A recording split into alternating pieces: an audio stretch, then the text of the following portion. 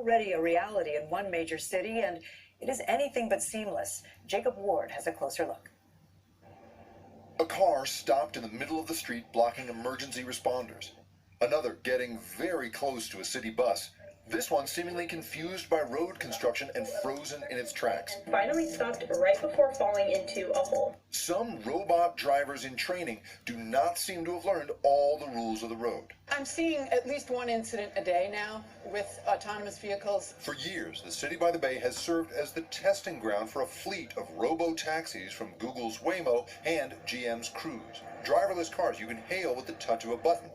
But when things go wrong, they are a traffic nightmare and posing real roadblocks for first responders. The autonomous vehicle just came and blocked them. And Fire Chief Janine Nicholson's people say without a driver at the wheel, robot cars often make the wrong choice around fire trucks. They stop in the middle of the street and turn their emergency blinkers on anytime they see flashing lights on an emergency vehicle. When a fire department has to roll out on a call like this, if they can't get to a fire in time, every minute that goes by, the fire can double in size.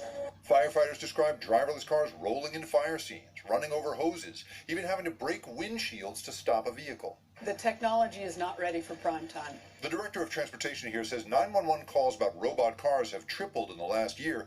But here's the thing. We have no regulatory authority over them whatsoever. Even though it's your city that's being affected? That's right. It's our city and our streets, but the state of California has preempted municipal authority over autonomous vehicles, unlike taxis or scooters. He's filed protests with state officials and says, unlike other industries, robot car companies share only limited data. Cruise did not respond to interview requests, but Waymo says robot drivers are on their way to being safer than humans.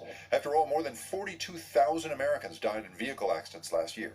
We have very infrequent events that occur, but they do get a lot of attention.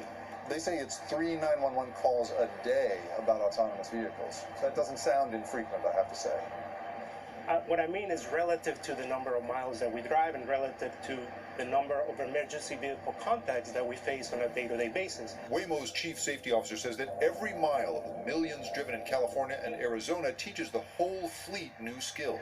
And the company is expanding service here. LA is next. We hope to increase the number of rides 10x by next summer. A tenfold expansion of autonomous vehicles here in San Francisco would have a dramatic impact on congestion. It would result in significant delays to our transit system and to emergency vehicle response time. And it might even cause a threat to